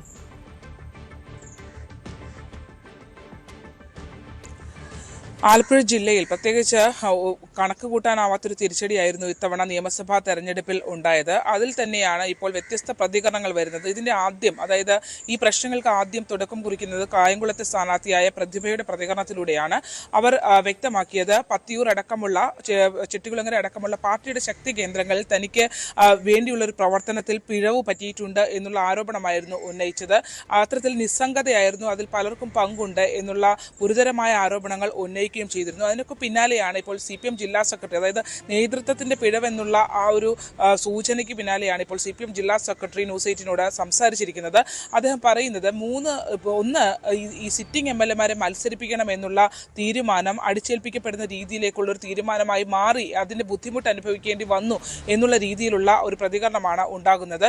അതായത് സിറ്റിംഗ് MLAമാർ സംസ്ഥാനത്ത് മുഴുവൻ മത്സരിക്കട്ടെ എന്നുള്ളൊരു തീരുമാനമെടുത്തപ്പോൾ ഇവിടെ അതായത് തുടക്കം മുതൽ തന്നെ പരാജയ സാധ്യതയുള്ള മണ്ഡലങ്ങളാണ് സിറ്റിംഗ് MLAമാർക്ക് എന്നുള്ളത്. അമ്പലപ്പുഴയും അതുപോലെ തന്നെ കായംകുളവും അരൂരും അത്തരത്തിൽ പരാജയ സാധ്യത ഉണ്ട് എന്നുള്ളൊരു വിലയിരുത്തലുണ്ടായിരുന്നു. പ്രാദേശികമായി പാർട്ടി നേതൃത്വങ്ങൾ അരൂരിലടക്കം അക്കാര്യങ്ങൾ സൂചിപ്പിച്ചതാണ്. പക്ഷേ സംസ്ഥാന നേതൃത്വം സിറ്റിംഗ് MLAമാർ മത്സരിക്കട്ടെ എന്നുള്ള ഒരു തീരുമാനത്തിന്റെ ഭാഗമായി എടുക്കേണ്ടതിന്റെ ഭാഗമായി ഇവിടെയും അത്തരം തീരുമാനങ്ങൾ കുറവുകളുണ്ടായിട്ടും എടുക്കേണ്ടി വന്നു എന്നുള്ളതാണ് CPM ജില്ലാ സെക്രട്ടറി പറഞ്ഞത്. അതായത് ജില്ലയിൽ നിന്ന് പറഞ്ഞ ഒരു അഭിപ്രായത്തിന് അപ്പുറത്തേക്ക് മറികടന്ന് സംസ്ഥാന നേതൃത്വം മാത്രം അതിനകത്തൊരു ഇടപെടൽ നടത്തിയത് ഇവിടെ തിരിച്ചടിയായി എന്നുള്ള വിലയിരുത്തൽ വേണം നമുക്ക് നടത്താൻ. അതിനും അപ്പുറത്തേക്ക് ഈ 3 മണ്ഡലങ്ങളിൽ നേരത്തെ സജി ചെറിയാൻ സൂചിപ്പിച്ചതുപോലെ തന്നെ പ്രവർത്തകരുടെ ഭാഗത്ത് നിന്ന് നിസ്സംഗത ഉണ്ടായി എന്ന് നേരത്തെ സജി ചെറിയാൻ തെരഞ്ഞെടുപ്പിന് ശേഷം പറഞ്ഞിരുന്നു. എന്നാൽ അങ്ങനെയല്ല. പ്രവർത്തകർ 5 ലക്ഷത്തിൽ പരം വോട്ടുകൾ CPM-ന് വേണ്ടി പ്രവർത്തകർ ആലപ്പുഴ ജില്ലയിൽ പോൾ ചെയ്യിപ്പിച്ചിട്ടുണ്ട്. അത്തരത്തിൽ വോട്ടുകൾ ഈ സ്ഥാനാർത്ഥികൾക്ക് ലഭ്യമായ വോട്ടുകൾ വെച്ച് പരിശോധിക്കുകയാണെങ്കിൽ കൃത്യമായി കിട്ടിയിട്ടുണ്ടെന്ന് പറയാം. പക്ഷേ അതേസമയം തന്നെ മാവേലിക്കരയിലും ചേർത്തലയിലും ചെങ്ങന്നൂരിലും ജയിക്കാൻ കഴിഞ്ഞുവെങ്കിൽ എന്തുകൊണ്ട് ഈ മറ്റു മണ്ഡലങ്ങളിൽ നടന്നില്ല എന്നുള്ളതാണ്. അതിനകത്ത് ആലപ്പുഴ ഒരു എക്സെപ്ഷണൽ കേസായിട്ട് അവർ പറയുന്നുണ്ട്. കാരണം അതൊരു വ്യത്യസ്തമായ രീതിയിലുള്ള തെരഞ്ഞെടുപ്പായിരുന്നു ആലപ്പുഴ മണ്ഡലത്തിൽ നടന്നത്. ആ രീതിയിൽ ഒരു MLA-യുടെ മാത്രം സിറ്റിംഗ് MLA-യുടെ മാത്രം ഒരു പ്രശ്നമാണ് എന്ന് ആലപ്പുഴ മണ്ഡലത്തെ വിലയിരുത്താൻ കഴിയില്ല. അതിനകത്ത് മറ്റു ചില അനുകൂല ഘടകങ്ങൾ കോൺഗ്രസിന് ഉണ്ടായിരുന്നു എന്നുള്ളതാണ്. പക്ഷേ അതേസമയം അമ്പലപ്പുഴയും അരൂരിലും കായംകുളത്തും MLA-മാർക്ക് എന്ത് സംഭവിച്ചു എന്നുള്ള മറു ചോദ്യമാണ് നേതൃത്വത്തിനെതിരെ വിരൽ ചൂണ്ടുമ്പോൾ തിരിച്ച് ജില്ലാ സെക്രട്ടറി ചോദിക്കുന്നത്. കാരണം അവിടെ പാർട്ടി എന്നുള്ള രീതിയിൽ ശിഥിലമാക്കപ്പെടുന്ന ഒരു സാഹചര്യം ഈ മണ്ഡലങ്ങളിലെല്ലാം ഉണ്ടായിരുന്നു എന്നുള്ളതാണ് അദ്ദേഹം വ്യക്തമാക്കുന്നത്. അതായത് MLA-മാർ അവിടെ തുടർച്ചയായി മത്സരിക്കുകയും 5 വർഷക്കാലം ആദ്യഘട്ടത്തിൽ ഇവരെല്ലാം തന്നെ പാർട്ടി സ്ഥാനാർത്ഥികളായി കൊണ്ടുവരികയും പുതുമുഖങ്ങളായി മത്സരിച്ച് ജയിക്കുകയും ചെയ്ത ആളുകളാണ്. പക്ഷേ അങ്ങനെ ജയിച്ചു വന്നവർ പിന്നീട് അവരുടെ ആ ഒരു ഇത് നിലനിർത്തണമെങ്കിൽ തീർച്ചയായും അവരുടെ ഒരു ഇടപെടൽ ആ മണ്ഡലങ്ങളിൽ കൃത്യമായി ആവശ്യമുണ്ട്. എന്നാൽ ഈ പരാജയം സംഭവിച്ച ഇടങ്ങളിൽ പാർട്ടി എന്നുള്ള രീതിയിൽ ജനങ്ങൾക്ക് വേണ്ടി ഇടപെടുക, ഒപ്പം തന്നെ പാർട്ടിയെ സ്ട്രെങ്തൻ ചെയ്യുക എന്നുള്ളൊരു നടപടിക്രമങ്ങൾ കൂടി അവിടെ നടക്കേണ്ടതായിരുന്നു. അത്തരം കാര്യങ്ങൾ ഉണ്ടായിട്ടില്ല എന്ന് മാത്രമല്ല, അത്തരം കാര്യങ്ങളിൽ ഈ MLA-മാർക്ക് വീഴ്ച വന്നു എന്നുള്ളത് മാത്രമല്ല, അതിനും അപ്പുറത്തേക്ക് ഇവര് സംഘടനയെ വളർത്തിയില്ല. അതിനോടൊപ്പം തന്നെ മറ്റു രീതിയിൽ കൂടി അവരുടെ പ്രകടനത്തിൽ കൂടി പ്രശ്നങ്ങൾ വന്നതോടുകൂടിയാണ് ഈ പരാജയത്തിലേക്ക് സംഭവിച്ചിട്ടുള്ളത്. അതിൽ പലയിടത്തും ഉയർന്നു വന്നിരുന്ന ആരോപണം അങ്ങനെയായിരുന്നു. അതായത് CPM-ന്റെ ഒരു സംഘടനാ രീതിയിൽ നിന്ന് മറികടന്നുകൊണ്ട് MLA-മാർ അല്ലെങ്കിൽ ജനപ്രതിനിധികൾ വിഷയങ്ങളെ ഹൈജാക്ക് ചെയ്യുന്നു. ജനങ്ങളുമായുള്ള ജനകീയ അടിത്തറ CPM-ന് ഉറപ്പിക്കുന്നതിന് വേണ്ടിയുള്ള ഇടപെടൽ ഉണ്ടാകുന്നില്ല. കാരണം നേരത്തെ ഒരു വിഷയം പ്രാദേശികമായി ശ്രദ്ധയിൽപ്പെട്ടാൽ പാർട്ടിയുടെ വിവിധ തലങ്ങൾ, അതായത് ബ്രാഞ്ച് കമ്മിറ്റി മുതൽ വിവിധ കമ്മിറ്റികൾ അറിഞ്ഞാണ് അത് MLA-മാർ ഉൾപ്പെടെ നിന്ന് പരിഹരിക്കുന്നത്. എന്നാൽ പ്രാദേശികമായി ഈ MLA-മാർ എത്തുന്ന ഇടങ്ങളിൽ ഒന്നും തന്നെ പ്രാദേശികമായി പ്രവർത്തകരെ അവരുടെ പങ്കാളിത്തം ഉറപ്പുവരുത്താനോ അവരെ ജനങ്ങളുമായി കമ്മ്യൂണിക്കേറ്റ് ചെയ്യാനുള്ള ഒരു അവസരം ഒരുക്കിയിരുന്നില്ല എന്നുള്ളതാണ്. അതുകൊണ്ട് തന്നെ MLA-മാർ സ്വന്തമായി സ്ട്രെങ്തൻ, അതാണ് നാസർ പറഞ്ഞ വാക്കുകളിൽ പ്രധാനം. അതായത് അവരെ വളരാനല്ല നോക്കേണ്ടത്, അതിനപ്പുറത്തേക്ക് സംഘടനയെ കൂടി വളർത്താനുള്ള ശ്രമം ഉണ്ടായില്ല. അത് പരാജയപ്പെട്ടു എന്നുള്ളതാണ്. എന്തായാലും വരും ദിവസങ്ങളിൽ ആലപ്പുഴ CPM-നുള്ളിൽ ഈ തോൽവിയെ സംബന്ധിച്ച് കൂടുതൽ പ്രത്യാരോപണങ്ങൾ ഉണ്ടാവാനുള്ള സാധ്യത ഉണ്ട്. കാരണം നേതൃത്വത്തിനെതിരെ വലിയ ആക്ഷേപം ഉയരുന്നുണ്ട്. ജില്ലാ നേതൃത്വത്തിനെതിരെ സജി ചെറിയാൻ, നാസർ അടക്കമുള്ള നേതൃത്വത്തിനെതിരെ വലിയ ആക്ഷേപം ഉയരുന്നുണ്ട്. പല പ്രവർത്തകരും അതൃപ്തരാണ്. പ്രത്യേകിച്ച് അമ്പലപ്പുഴയിലെയൊക്കെ വോട്ടിംഗ് പാറ്റേൺ നമ്മൾ നോക്കുകയാണെങ്കിൽ 62,000 വോട്ട് കിട്ടിയെടുത്തുന്ന 8,000 മുതൽ 5,000 വോട്ട് വരെ ഇടതു വോട്ടുകൾ നഷ്ടപ്പെടുന്ന ഒരു രീതി ഉണ്ടായിട്ടുണ്ട്. അത് എങ്ങനെയെന്ന് കണക്ക് കൂട്ടുമ്പോൾ ആണ് ഇതിൻ്റെ ഒരാഴം മനസ്സിലാക്കാൻ കഴിയുന്നത്. എന്തായാലും വരും ദിവസങ്ങളിൽ സംഘടനാ തലത്തിലുള്ള പരിശോധന ഉണ്ട് എന്ന് പറയുമ്പോൾ തന്നെ ഇത് ആരുടെയൊക്കെ മേൽ ഈ ആരോപണങ്ങൾ മാറും എന്നുള്ളതാണ് ശ്രദ്ധേയം. ശരി, ശരണ്യ സ്നേഹജനാണ് കൂടുതൽ വിവരങ്ങൾ നൽകിയത്. മറ്റു വാർത്തകളിലേക്ക് എത്താം ഇടവേളയ്ക്ക് ശേഷം.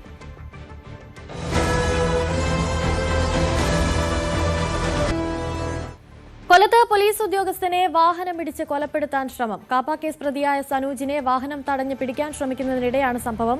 സിവിൽ പോലീസ് ഓഫീസർ ഷഫീഖിന് കൈക്ക് പരിക്ക് പറ്റി. സനൂജിന്റെ കാർ തടഞ്ഞ് പരിശോധിക്കുന്നതിനിടെ സനൂജ് രക്ഷപ്പെടാൻ ശ്രമിക്കുകയായിരുന്നു. ബൈക്കിൽ പിന്തുടർന്ന ഷഫീഖിനെ ഇടിച്ചിടുകയായിരുന്നു. കൂടുതൽ വിവരങ്ങളുമായി എസ് വിനീഷ് ചേരുന്നുണ്ട്. വിനീഷ്, എന്തായിരുന്നു യഥാർത്ഥത്തിൽ സംഭവിച്ചത്? ഈ പിടിക്കപ്പെട്ടിട്ടുള്ള സനൂജ് അയാളുടെ പക്കൽ നിന്ന് ലഹരി അടക്കം പിടിച്ചെടുത്തിട്ടുണ്ടെന്നാണ് മനസ്സിലാക്കാൻ സാധിക്കുന്നത്. അതുപോലെ തന്നെ ഈ പരിക്കേറ്റിട്ടുള്ള പോലീസ് ഉദ്യോഗസ്ഥന്റെ ആരോഗ്യനില ഇപ്പോൾ എങ്ങനെയുണ്ട്? തീർച്ചയായും ശ്രീ, കഴിഞ്ഞ ദിവസമാണ് ഈ സംഭവം ഉണ്ടാകുന്നത്. കൊല്ലം ചാത്തന്നൂരിലാണ് MDMA-യുമായി കടന്ന പ്രതിയെ പോലീസ് സാഹസികമായി പിടികൂടുകയായിരുന്നു. അപ്പോൾ ഈ പ്രതിയെ പിടികൂടുന്നതിനിടയിൽ പോലീസുകാരന് ഗുരുതരമായി പരിക്കേൽക്കുകയും ചെയ്തിട്ടുണ്ട്. കണ്ണേറ്റ സനോജ് മനസ്സിൽ സനോജാണ്, 38 വയസ്സാണ് പ്രായം. സനോജിനെ പോലീസ് പിടികൂടുകയും ചെയ്തു. കൊല്ലം ഡാൻസ് ഓഫ് ടീമിലെ ഷെഫീഖ് എന്ന പോലീസ് ഉദ്യോഗസ്ഥന് പരിക്കേൽക്കുകയും ചെയ്തിട്ടുണ്ട്. അയാൾ ബൈക്കിൽ പിന്തുടർന്നപ്പോൾ പ്രതി കാറിടിച്ച് തെറിപ്പിക്കുകയായിരുന്നു. കാറിടിച്ച് കൊല്ലാൻ ശ്രമം നടത്തിയതായിട്ടും കേസ് ഇപ്പോൾ ഉണ്ട്. സംഭവം കഴിഞ്ഞ ദിവസം രാത്രി ഒരു 8 മണിയോട് കൂടിയാണ് കാരങ്കോട് JSS ജംഗ്ഷന് സമീപം കിണർമുക്ക് എന്നൊരു റോഡിലാണ് ഈ ഒരു സിനിമാ രംഗങ്ങൾ പോലെയുള്ള ഈ ഒരു സംഭവം ഉണ്ടായത്. കാറിൽ MDMAയുമായി പ്രതി കടക്കുകയായിരുന്നു. അങ്ങനെ രഹസ്യ വിവരം കിട്ടിയാണ് ജീപ്പിലും ബൈക്കിലുമായിട്ട് പോലീസ് പിന്തുടർന്നത്.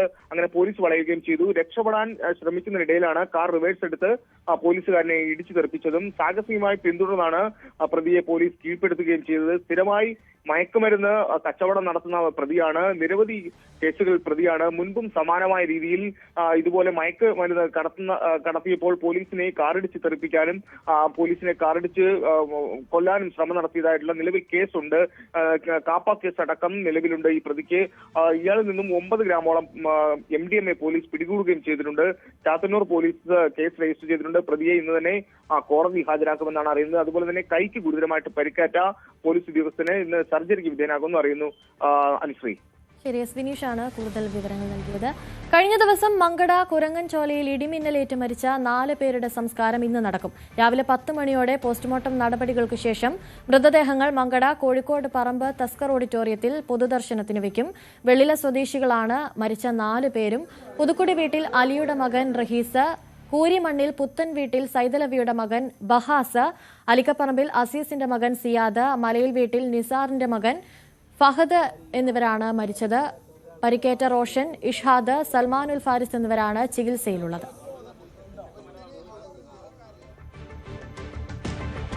ആരും കണ്ടാൽ നോക്കി നിന്ന് പോകുന്ന മനോഹരമായ സ്ഥലമാണ് കഴിഞ്ഞ ദിവസം 4 പേരുടെ മരണത്തിനിടയാക്കിയ വെള്ളില കുരങ്ങൻചോല. പാറക്കെട്ടിൽ നിന്ന് നോക്കിയാൽ ദൂരെ മലനിരകളും വിദൂര സ്ഥലങ്ങളും കോടമഞ്ഞുമൊക്കെ കാണാം. സൂര്യാസ്തമയമൊക്കെ ആസ്വദിക്കാൻ നിരവധി പേരാണ് ഇവിടെ എത്താറുള്ളത്. പക്ഷേ വേനൽ മഴയ്ക്കൊപ്പം വന്ന ഇടിമിന്നൽ ഇത്രയും വലിയൊരു ദുരന്തം ഉണ്ടാകുമെന്ന് ആരും വിചാരിച്ചിരുന്നില്ല. കുരങ്ങൻചോലയിൽ നിന്നും CV അനുമോദ് തയ്യാറാക്കിയ റിപ്പോർട്ട് കാണാം. കഴിഞ്ഞ ദിവസം ഇടിമിന്നൽ ദുരന്തത്തിൽ 4 പേർ മരിച്ച മങ്കട വെള്ളില കുരങ്ങൻചോലയിലാണ് ഞാനിപ്പോൾ നിൽക്കുന്നത്. ഈ ഇടത്താണ് ആ ദുരന്തം സംഭവിച്ചത്.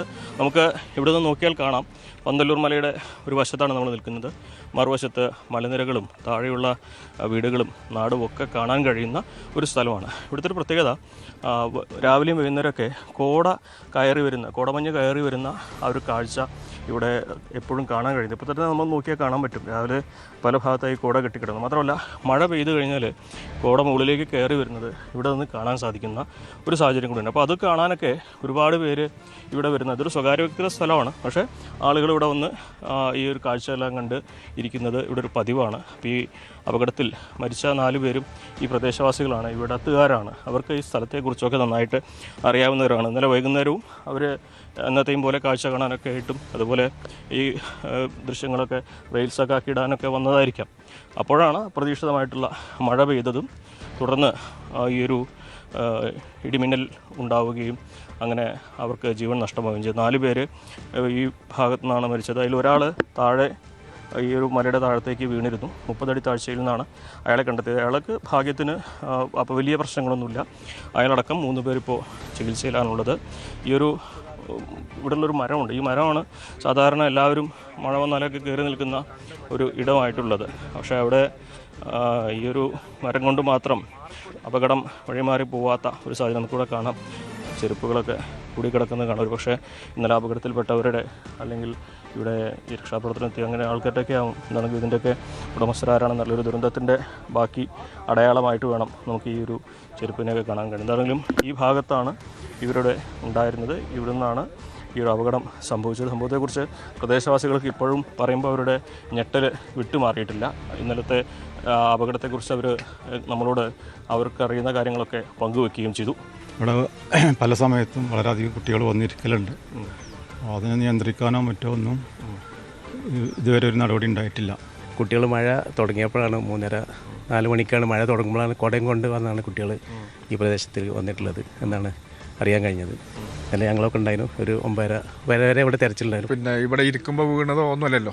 ഇപ്പോൾ ഇടിമിന്നലും കാര്യങ്ങളും ഉണ്ടാകുമ്പോൾ ഈ പ്രായത്തിലെ കുട്ടികൾ അങ്ങനെയാണല്ലോ, എല്ലാം ആസ്വദിക്കുന്ന കുട്ടികളാണ്. അപ്പോൾ ഈ മഴയും ഒക്കെ ഒന്ന് ആസ്വദിച്ചതാണ്. അതിൻ്റെ ഇടയിൽ ഉദാഹരണമായ ഒരു സംഭവം ഉണ്ടായതാണ്. പിന്നെന്താ വെച്ചാൽ നമ്മളാരും പയ്യന്മാർ വരാണ് ഇവിടെ വലിയ മരം കണ്ടില്ലേ, അതിൻ്റെ ചുവട്ടിൽ ജസ്റ്റ് ഒന്ന് കയറി നിൽക്കും. ആ മരത്തിൻ്റെ ചുവട്ടിൽ കയറി നിൽക്കും. ആ മഴ കഴിഞ്ഞിട്ട് നമുക്ക് പോകാമെന്ന് വിചാരിച്ചിട്ട്. കുറേ പാറയൊക്കെ ഉള്ളല്ലേ, അവിടെ ഇങ്ങനെ ഇരിക്കും. അപ്പോൾ സ്വാഭാവികമായിട്ട് അങ്ങനെ പിന്നെ ഇവർ നല്ല ചെറുമഴ കണ്ടപ്പോൾ ഒരു ആൾക്കാർ അങ്ങനെ ചെയ്യലുണ്ട്. ഫസ്റ്റ് ടൈമാണ് ഇങ്ങനെ സംഭവം ഉണ്ടാവുന്നത്. ഈ ഒരു പ്രദേശം നേരത്തെ തന്നെ നമ്മൾ സൂചിപ്പിച്ചത് സ്വകാര്യ വ്യക്തിയുടെ ഇടമാണ്. അതുകൊണ്ട് തന്നെ പ്രത്യേകിച്ച് നിയന്ത്രണങ്ങളോ സുരക്ഷാ സംവിധാനങ്ങളോ ഒന്നും തന്നെ ഇവിടെ ഇല്ല. ഇവർ നാട്ടുകാർ പറയുന്നത് കുറച്ചുകൂടി ആളുകൾ വരുമ്പോൾ നിയന്ത്രിക്കാനുള്ള ഒരു സംവിധാനം ഇവിടെ വേണം. ഒന്നുകിൽ നാട്ടുകാർ അത്തരത്തിലുള്ള ശ്രമങ്ങൾ നടത്തും, അതല്ലെങ്കിൽ സർക്കാരിൻ്റെ ഭാഗത്തു നിന്നും ഒരു പിന്തുണ ഈ ഒരു കാര്യങ്ങൾക്ക്. ഇതൊക്കെ സ്വകാര്യ ഇടങ്ങളായതുകൊണ്ട് തന്നെ സർക്കാർ ടൂറിസത്തിൻ്റെ ഭാഗത്തായിട്ട് വരുന്നതല്ല. എന്നിരുന്നാലും ഇത്തരം തുറസായ സ്ഥലങ്ങളിൽ വരുമ്പോൾ ഇങ്ങനെ ഇടിമിന്നലേൽക്കാനുള്ള ഒരു സാഹചര്യങ്ങളുണ്ട് എന്നൊക്കെ ഓരോരുത്തരും മുന്നിൽ കാണേണ്ട ഒരു അവസ്ഥ കൂടിയാണുള്ളത്. അപകടം ആരുടെയും കുറ്റം കൊണ്ട് സംഭവിക്കുന്നതല്ല, സംഭവിച്ചു പോയതാണ്. പക്ഷേ ഇനി ആർക്കും ഇങ്ങനെ ഒരു അവസ്ഥ വരാതിരിക്കാനുള്ള ഒരു മുൻകരുതൽ അത് ഓരോരുത്തരും സ്വയം സ്വീകരിക്കേണ്ടതാണ് എന്നുകൂടി ഈ ഘട്ടത്തിൽ ഓർമ്മിപ്പിക്കാതെ വയ്യ. ഇതാണെങ്കിലും വളരെ മനോഹരമായ പ്രകൃതി രമണീയമായ ഒരിടം ഒരു ദുരന്ത ഭൂമിയായി മാറിയതിൻ്റെ വേദന ഈ നാട്ടുകാർക്കൊക്കെ തന്നെ പങ്കുവെക്കാനുണ്ട്. അഖിൽ ഊട്ടുപാറയ്ക്കൊപ്പം CV അനുമോദ്, ന്യൂസ് 18. SSLC പരീക്ഷാഫലം വെള്ളിയാഴ്ച പ്രഖ്യാപിക്കും. മൂല്യനിർണ്ണയം പൂർത്തിയായി. ഇന്ന് പരീക്ഷാ ബോർഡ് ചേർന്ന് ഫലം അംഗീകരിച്ച് അന്തിമ നടപടിക്രമങ്ങൾ പൂർത്തിയാക്കിയ ശേഷമാകും പ്രഖ്യാപനം. ലോക്സഭാ പെരുമാറ്റച്ചട്ടം നിലവിലുണ്ടായിരുന്നതിനാൽ 2019 ഫലം പ്രഖ്യാപിച്ചത് പൊതുവിദ്യാഭ്യാസ സെക്രട്ടറിയായിരുന്നു. 2016 ഫലം പ്രഖ്യാപിച്ചത് ചീഫ് സെക്രട്ടറിയുമായിരുന്നു. കീഴ്വഴക്കമുണ്ടെന്നതിനാൽ ഉന്നത ഉദ്യോഗസ്ഥൻ ഫലം പ്രഖ്യാപിക്കാൻ സാധ്യതയുണ്ട്. അതോ പുതിയ മന്ത്രിക്കായി കാത്തിരിക്കണോ എന്നും ഇന്നത്തെ പരീക്ഷാ ബോർഡ് യോഗത്തിൽ തീരുമാനിക്കും. 4.17 ലക്ഷം വിദ്യാർത്ഥികളാണ് ഈ വർഷം SSLC പരീക്ഷ എഴുതിയത്. കൊച്ചി ലക്ഷദ്വീപ് സീപ്ലെയിൻ പരീക്ഷണ പറക്കലിന് ഇന്ന് തുടക്കം. തീരദേശ വിനോദസഞ്ചാര മേഖലയിൽ വിപ്ലവകരമായ മാറ്റങ്ങൾ ലക്ഷ്യമിട്ടാണ് പദ്ധതി. നെടുമ്പാശ്ശേരി വിമാനത്താവളത്തിൽ നിന്നാണ് ലക്ഷദ്വീപിലേക്കുള്ള പരീക്ഷണ പറക്കൽ. ആജ്ഞ രവീന്ദ്രൻ ചേരുന്നുണ്ട് കൂടുതൽ വിവരങ്ങളുമായി. ആജ്ഞ, വിപ്ലവകരമായ ഒരു മാറ്റത്തിന് ഇന്ന് തുടക്കം കുറിക്കുകയാണ്. എന്തൊക്കെയാണ് കൂടുതൽ വിവരങ്ങൾ?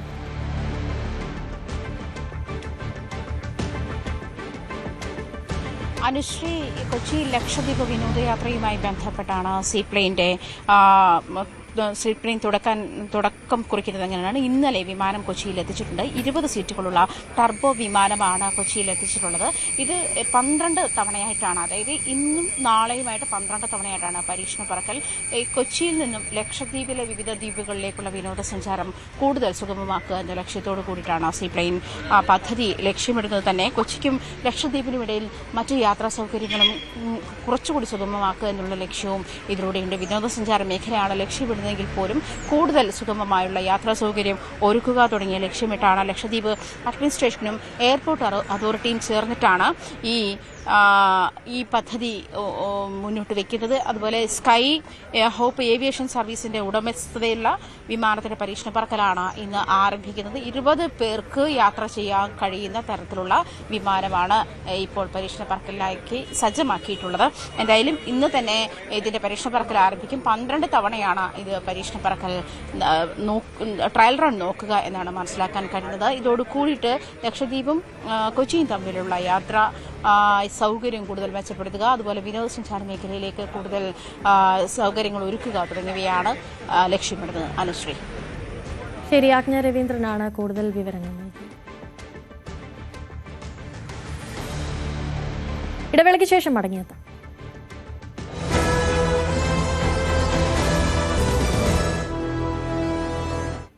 ബംഗാളിൽ നിന്നും ആസാമിൽ നിന്നുമെല്ലാം തൊഴിലാളികൾ തിരിച്ചു വരുന്നത് കാത്തിരിക്കുകയാണ് പെരുമ്പാവൂരിലെ പ്ലൈവുഡ് വ്യവസായ മേഖല. സ്ഥാപനം അടച്ചുപൂട്ടാതിരിക്കാൻ കുറച്ച് തൊഴിലാളികളെ വിമാന ടിക്കറ്റ് വരെ നൽകി തിരികെ എത്തിച്ച കമ്പനി ഉടമകൾ വരെയുണ്ട്. വോട്ട് ചെയ്യാൻ കുടുംബസമേതമാണ് പലരും നാട്ടിലേക്ക് തിരിച്ചത്. ഈ മാസം അവസാനം ബക്രീദ് കൂടി ആഘോഷിച്ചിട്ട് വരാമെന്നാണ് പലരും തൊഴിലുടമകളോട് പറയുന്നത്. തൊഴിലാളികളെ എത്രയും വേഗം തിരിച്ചെത്തിക്കാനുള്ള ശ്രമത്തിലാണ് കമ്പനി ഉടമകൾ. പെരുമ്പാവൂരിൽ അതിഥി തൊഴിലാളികൾ, ഇവിടെ ഉണ്ടായിരുന്ന തൊഴിലാളികൾ വോട്ട് ചെയ്യുന്നതിന് വേണ്ടി നാട്ടിലേക്ക് അസമിലേക്കും ബംഗാളിലേക്കും പോയതിനെ തുടർന്നുണ്ടായ പ്രതിസന്ധികളുടെ കാഴ്ചകൾ തുടരുകയാണ്. നമ്മളുള്ളത് പ്ലൈവുഡ് ഫാക്ടറിയിലാണ്. ഇവിടെ പെരുമ്പാവൂരിൽ കൈരളി പ്ലൈവുഡ് എന്ന് പറയുന്ന ഒരു ഫാക്ടറിയിലെ ദൃശ്യങ്ങളാണ്. ഏതാണ്ട് 70ഓളം തൊഴിലാളികൾ ഉണ്ടായിരുന്നിടത്ത് വളരെ കുറച്ച് പേരെ മാത്രമേ ഇപ്പോഴുള്ളൂ. അത് തന്നെയും ഉടമ വിമാനമാർഗവും മറ്റുമാണ് അത്യാവശ്യം തൊഴിലാളികളെ ഇവിടേക്ക് എത്തിച്ചതിന് ശേഷമാണ് ഈ ജോലി തുടരാനായിട്ട് സാധിച്ചത്. അതോടൊപ്പം തന്നെ ഇവരെ ഇവിടേക്ക് എത്തിക്കുക എന്നത് വലിയ ഒരു പ്രതിസന്ധിയാവുന്നു. കാരണം നാട്ടിൽ നിന്ന് ഇവിടേക്ക് കൊണ്ടുവരുമ്പോൾ ഉള്ള വിമാന ചാർജ് അടക്കമുള്ള കാര്യങ്ങൾ കുത്തനെ ഉയർന്നതെല്ലാം തന്നെ വലിയ പ്രതിസന്ധിയിലേക്കടക്കം മാറുകയും ചെയ്തിരുന്നു. നമുക്കൊപ്പം ഇവിടെ തൊഴിലാളികൾ കൂടി ചേരുന്നുണ്ട്. आदमी अभी आया नहीं है। अभी आदमी आने में थोड़ा हमको लेट हो रहा है और इलेक्शन की वजह से थोड़ा प्रॉब्लम हुआ। वो बंगाल का और अपना असम का जो इलेक्शन हुआ उसमें आदमी सब घर गया। घर जाने के बाद ख्याल है आने में थोड़ा वो लोग को प्रॉब्लम हो रहा। क्यों ट्रेन का टिकट नहीं मिलता, फ्लाइट का टिकट ज़्यादा हो गया, बस में रश ज़्यादा है, इसके वजह से थोड़ा प्रॉब्लम हो रहा है। तो आएगा आदमी धीरे धीरे। हमारा बहुत कंपनी का लॉस भी हो रहा है ज़्यादा, क्योंकि आदमी नहीं आ रहा, हमारा काम वर्क चल नहीं रहा, इसकी वजह से ज़्यादा प्रॉब्लम हो रहा है। तो आदमी 2 महीना 3 महीना में आदमी आ जाएगा, लेकिन क्या अभी ट्रेन का फ्लाइट का टिकट में प्रॉब्लम हो रहा है। इसके लिए आसाम और बंगाल का ज़्यादा आदमी हमारे पास आसाम बंगाल का फैक्ट्री में, इसकी वजह से ज़्यादा फैक्ट्री का हमारा लॉस हो रहा है, क्योंकि हमारा काम चल नहीं पा रहा। हम लोग का पेमेंट पूरा आता है, काम चलता नहीं, इसके लिए पेमेंट पूरा देना पड़ता है आदमी को। इसकी वजह से थोड़ा हमारा कंपनी डिले हो रहा होगा। 3-4 महीना में फिर लाइन में आ जाएगा, क्योंकि आदमी जब आएगा उसके बाद लाइन पे आएगा कंपनी। നമ്മൾ നിലവിൽ നമ്മൾ പണിക്കാരെ ഇലക്ഷനായിട്ട് നാട്ടിൽ പോവുകയാണ്. അത് ഇലക്ഷൻ കഴിഞ്ഞു ശേഷം അവർക്ക് ഇങ്ങോട്ട് വരാൻ വേണ്ടി ടിക്കറ്റ് കിട്ടുന്നില്ല. അവർക്ക് ഇവർ കുറേ ട്രൈ ആക്കി ടിക്കറ്റ് കിട്ടുന്നില്ല. കുറേ ഫാമിലിമാർ പോയിട്ടുണ്ട്. ഫാമിലിമാർ ഇങ്ങോട്ട് വരുമ്പോൾ ഒരു ബാച്ചിലറായിട്ട് എങ്ങനെയായിട്ട് കഷ്ടപ്പെട്ട് ഇങ്ങോട്ട് വരും. പക്ഷേ ഫാമിലിയായിട്ട് അവർ വരാൻ ഭയങ്കര बुद्धिमुട്ടുണ്ട്. अन्नाइट इसीलिए वो लोग बहुत ट्राई किया है इधर आने के लिए. आएंगे लेकिन ईद का बाद आएंगे. ഇത് കഴിഞ്ഞിട്ട് അവർ വരും. നമ്മളിപ്പോൾ നിലവിൽ പണി കുറവാണ്, ആൾക്കാർ കുറഞ്ഞു കഴിഞ്ഞിട്ട് പണി സ്ലോ ആണ്. ഇത് കഴിഞ്ഞതിന് ശേഷം, ഇത് ഈ മാസം അവസാനമാണ്, അത് കഴിഞ്ഞതിന് ശേഷമേ കൂടുതൽ തൊഴിലാളികൾ തിരിച്ചെത്താനുള്ളൊരു സാധ്യത അവർ തന്നെ പറയുന്നു. അതുകൊണ്ട് ആ ഒരു പ്രതിസന്ധിയുടെ ഒരു കാലം കുറച്ചുകൂടി നീങ്ങുമെന്നാണ് ഏതാണ്ട് ഉറപ്പായിരിക്കും. നമുക്കൊപ്പം കൈരളിയുടെ പ്ലൈവുഡ് ഉടമ ആൽവിൻ കൂടി ചേരുന്നുണ്ട്. ആൽവിൻ, കമ്പനി നടത്തിക്കൊണ്ടുപോകാൻ കഴിയാത്തൊരു സ്ഥിതിയിലേക്കൊക്കെ വലിയൊരു അവസ്ഥയിലായിരുന്നു. കാരണം എന്ന് വെച്ചാൽ കഴിഞ്ഞ മാർച്ച് ഏപ്രിൽ ഫസ്റ്റ് ഇലക്ഷൻ കഴിഞ്ഞ ഉടനെ നമുക്ക് ഒരു 30% പണി മാത്രമേ നടക്കാൻ സാധിച്ചു. കാരണം വെച്ച് കഴിഞ്ഞാൽ ഇപ്പോൾ SIR നിർബന്ധം പറഞ്ഞുകൊണ്ട് നമ്മുടെ എല്ലാ തൊഴിലാളികളും തന്നെ പോയി. ഞങ്ങൾ ബസ് വിളിച്ച് അങ്ങോട്ട് വിട്ടു, അതേ ബസ്സിൽ വരാമെന്നുള്ളൊരു കണ്ടീഷനിലേക്കാണ് പോയത്. പക്ഷെ അങ്ങോട്ട് പോയപ്പോൾ തന്നെ ഈ വെയിലിൻ്റെ ഈ ചൂടുള്ളത് കൊണ്ട് അവർ വളരെ ടയർഡായി പോയത്. അപ്പോൾ നമുക്ക് അവർ നിർബന്ധിക്കുന്നതിന് പരിധിയുണ്ട്. അപ്പോൾ പിന്നെ ഞങ്ങൾ ട്രെയിൻ ട്രൈ ചെയ്തപ്പോൾ ട്രെയിൻ ടിക്കറ്റ് അപ്പോൾ കിട്ടാത്തൊരവസ്ഥയുണ്ട്. ഇപ്പോഴും ട്രെയിന് കിട്ടുന്നില്ല. ഞാൻ ഇവിടെ തന്നെ ഒരു ഷിഫ്റ്റിനുള്ള പണിക്കാരെ മൊത്തം ഗുവാഹത്തി കൊച്ചി ഫ്ലൈറ്റിലാണ് കൊണ്ടുവന്നത്. 17,000 രൂപയാണ് ഇപ്പോൾ ഫ്ലൈറ്റ് ചാർജ്. അപ്പോൾ എല്ലാവരും നമുക്കത് പോസിബിൾ അല്ല. പിന്നെ നമ്മൾ മാക്സിമം ഇപ്പോൾ തന്നെ 50% വർക്കാണ് ഇപ്പോൾ ഇവിടെ നടക്കുന്നുള്ളൂ. എന്നാലും പല മേഖലയിലും സ്കിൽഡ് ആയിട്ടുള്ള ആളുകളെ നമുക്ക് സ്പെഷ്യൽ കൺസിഡർ ചെയ്ത് കൊണ്ടുവരാൻ പറ്റും. പക്ഷേ ഇവിടെ അൺസ്കിൽഡ് തൊഴിലാളി നമുക്ക് തന്നെ ഒരു 300ഓളം തൊഴിലാളി ഈ സ്ഥാപനത്തിൽ വേണം. അപ്പോൾ അതിൽ തന്നെ 50% താഴെ തൊഴിലാളികളാണ് എത്തിയിട്ടുള്ളത്. അപ്പോൾ നമ്മുടെ പ്രൊഡക്ടിവിറ്റി അതനുസരിച്ച് കുറവാണ്. അപ്പോൾ ഇപ്പോഴത്തെ സാഹചര്യത്തിൽ ബിസിനസ് ഭയങ്കര ഒരു സ്ട്രഗിളിലാണ് പോയിക്കൊണ്ടിരിക്കുന്നത്. വലിയ ഒരു പ്രതിസന്ധി തന്നെ നമ്മൾ മൊത്തത്തിൽ ഈ മേഖലയിൽ മൊത്തത്തിലാണ്. എല്ലാ മേഖലയിലും പ്രതിസന്ധി ഉണ്ട്. പക്ഷേ പ്ലൈവുഡിൽ 95% അന്യസംസ്ഥാന തൊഴിലാളികളാണ്. അദ്ദേഹം പറഞ്ഞതുപോലെ, കാരണം പെരുമ്പാവൂർ അടയാളപ്പെടുത്തുന്നതും അറിയപ്പെടുന്നതും എല്ലാം തന്നെ ഈ പ്ലൈവുഡ് മേഖലയുടെ ഒരു വളർച്ച, ആ ഇൻഡസ്ട്രിയുടെ ഒരു വളർച്ച കൊണ്ട് തന്നെയാണ്. അതിലിപ്പോൾ ബഹുഭൂരിപക്ഷം പേരും ആശ്രയിക്കുന്നത് ഇതര സംസ്ഥാനത്തു നിന്നുള്ള തൊഴിലാളികളെയാണ് ആശ്രയിക്കുന്നത്. അവരെപ്പോൾ തിരിച്ചെത്താതെ വരുന്നത് വലിയ പ്രതിസന്ധികൾ സൃഷ്ടിക്കുന്നുണ്ട്. വൈകാതെ ഇത് പരിഹരിക്കപ്പെടുമെന്നാണ് അവരുടെ ഒരു പ്രതീക്ഷ. ഇതെല്ലാം കഴിഞ്ഞ് വരുമ്പോഴേക്കും കൂടുതൽ തൊഴിലാളികൾ എത്തിച്ചേരുമെന്ന ഒരു പ്രതീക്ഷയാണ് അവർക്കുള്ളത്. പെരുമ്പാവൂരിൽ നിന്ന് ക്യാമറമാൻ ശ്യാംലാലിനൊപ്പം ടാനിപ്പോൾ ന്യൂസ് 18. മെയ് 21 പുറത്തിറങ്ങുന്ന ദൃശ്യം 3 തന്റെ പിറന്നാൾ സമ്മാനമെന്ന് മോഹൻലാൽ. പ്രേക്ഷകർ പിറന്നാൾ സമ്മാനമായി ഏറ്റെടുത്താൽ സന്തോഷം. ട്വിസ്റ്റുകളേക്കാൾ ഇമോഷൻസിന് പ്രാധാന്യമുള്ള ചിത്രമായിരിക്കും ദൃശ്യം 3 എന്നും മോഹൻലാൽ പറഞ്ഞു. മലയാളികൾ മാത്രമല്ല, ആ ദൃശ്യം എന്നുള്ള സിനിമയെക്കുറിച്ച് അറിയാവുന്ന എല്ലാവരും ദൃശ്യം 3 എന്ന് വരുന്ന എല്ലാവരും ചോദിക്കാറുണ്ട്. മലയാളികൾ മാത്രമല്ല, ഒരുപാട് പേര്. അപ്പോൾ അവരുടെ എക്സ്പെക്റ്റേഷനിൽ എന്താണെന്ന് നമുക്കറിയില്ല. ബട്ട് നമ്മളൊരു നല്ല സിനിമ ചെയ്തു എന്നൊരു ധാരണ എനിക്കുണ്ട്. അപ്പോൾ അല്ലെങ്കിൽ ഒരു ദൃശ്യം 1, 2, 3 ചെയ്യുമ്പോൾ ഒരുപാട് ശ്രദ്ധിച്ച് ചെയ്യേണ്ടതാണ്. അപ്പോൾ അങ്ങനെ ഒരു ശ്രദ്ധയോടെ ചെയ്തൊരു സിനിമയായിട്ട് മാറാൻ സാധ്യതയുണ്ടെന്ന് എനിക്ക് പറയാൻ പറ്റുള്ളൂ. തൂക്കുമോ എന്ന് ചോദിച്ചാൽ അങ്ങനെ എനിക്ക് പറയാൻ പറ്റില്ല. ഈ സിനിമകൾ റിലീസ് ചെയ്യുന്ന ഒരു വ്യാഴാഴ്ചയോ വെള്ളിയാഴ്ചയാണ് സാധാരണ റിലീസ് ചെയ്യുന്നത്. ഇതിപ്പോൾ 21 എന്ന് പറയുന്ന ഒരു വ്യാഴാഴ്ചയാണ് വരുന്നത്. അതൊരു ഭാഗ്യമായിട്ട് ഞാൻ വിചാരിക്കുന്നു. അല്ലെങ്കിൽ അത് ഒരു തിങ്കളാഴ്ചയോ അല്ലെങ്കിൽ ചൊവ്വാഴ്ചയൊക്കെയാണെങ്കിൽ ഞങ്ങൾക്ക് ചെയ്യാൻ പറ്റില്ലായിരുന്നു. അപ്പം അതും ഒരു ഭാഗ്യമായിട്ട് തന്നെയാണ് കരുതുന്നത്. അപ്പോൾ അങ്ങനെ ആ ഒരു പിറന്നാൾ സമ്മാനമായിട്ട് അത് അവർ സ്വീകരിക്കട്ടെ. അത് വളരെ നല്ലൊരു സിനിമയായി മാറട്ടെ. അപ്പോഴാണല്ലോ ഒരു പിറന്നാൾ സമ്മാനമാകുന്നത്. ദൃശ്യം 2-ന്റെ OTT റിലീസ് മലയാള സിനിമയ്ക്ക് പുതിയ മുഖം നൽകിയെന്ന് മോഹൻലാൽ. കോവിഡ് കാലത്ത് OTT-യിലൂടെ ചിത്രം റിലീസ് ചെയ്യാനെടുത്ത തീരുമാനം നല്ലതായി. ദൃശ്യം 2 OTT റിലീസ് ചെയ്തില്ലെങ്കിൽ ആ ചിത്രത്തിന് അത്ര വലിയ റീച്ച് കിട്ടില്ലായിരുന്നുവെന്നും മോഹൻലാൽ ന്യൂസ് 18 അനുവദിച്ച പ്രത്യേക അഭിമുഖത്തിൽ പറഞ്ഞു. ഞങ്ങളുടെ അന്നത്തെ ഒരു ഡിസിഷൻ ഭയങ്കര നല്ലതായി എന്നാണ് തോന്നുന്നത്. കാര്യം അന്നത് OTT-യിൽ വന്നുകൊണ്ടാണ് ഒരുപാട് ആൾക്കാർ കണ്ടത് ദൃശ്യം. അപ്പോൾ ആ ദൃശ്യം 2 കണ്ടിട്ട് അവർ ഒന്ന് കാണാൻ തുടങ്ങി. അങ്ങനെയാണ് കാര്യം. ഒരു മലയാള സിനിമയ്ക്ക് ഒരു പുതിയ മുഖമുണ്ടാകുന്നത് അങ്ങനെയാണ്. ആ OTT സമയത്ത് നമ്മൾ ദൃശ്യം 2 ചെയ്തില്ലായിരുന്നെങ്കിൽ ഒരു പക്ഷേ ഇത്രയും വലിയൊരു റീച്ച് ഈ സിനിമയ്ക്ക് കിട്ടില്ലായിരുന്നു. അത് ഒരു എന്താ പറയേണ്ട ഒരു ബ്ലെസ്സിങ് ഇൻ ഡിസ്ഗൈസ് എന്ന് പറയും. നമ്മളറിയാതെ ഒരു ചെയ്തു പോയൊരു കാര്യം. And also everybody came to know Drishyam was actually original Malayalam എന്ന്. Because മലയാളം ദൃശ്യം 1 തെലുങ്കിൽ ചെയ്തിട്ടുണ്ട്, പിന്നെ കന്നഡത്തിൽ വന്നിട്ടുണ്ട്, ഹിന്ദിയിലുണ്ട്, തമിഴിലുണ്ട്, ഏറ്റവും കൂടുതൽ ലാംഗ്വേജസിലും ഉണ്ടായിരുന്നു. പക്ഷേ ദൃശ്യം 2 വന്ന ശേഷമാണ് everybody got to know the original is in Malayalam. അതുകൊണ്ട് ഒരുപാട് പേര് മലയാളം കാണാനാണ് താല്പര്യപ്പെടുന്നത്. ഞാൻ ചോദിക്കാറുണ്ട് അവര് ഹിന്ദി കാണുമ്പോൾ പക്ഷേ no we won't to see the Malayalam real. ഒരുപാട് പേര് അങ്ങനെ കാണുന്നത്. അങ്ങനെ പറഞ്ഞിട്ടുണ്ട്. കൊല്ലം നിലമേലിൽ വാഹനാപകടത്തിൽ അമ്മയും മകളും മരിച്ചു. പന്തളം മാങ്ങാരം സ്വദേശികളായ സെൽവ മുഹമ്മദ്, മകൾ ഹാൽവി ജലാൽ എന്നിവരാണ് മരിച്ചത്. പുതുശ്ശേരിയിലായിരുന്നു അപകടം.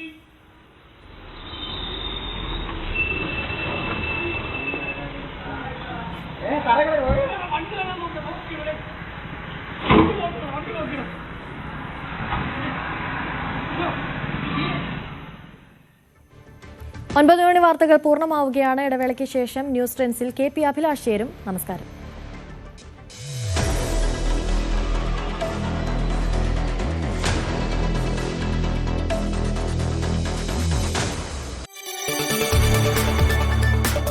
കൂടുതൽ വാർത്തകൾക്ക് news 18 Keralam YouTube channel subscribe ചെയ്യുക.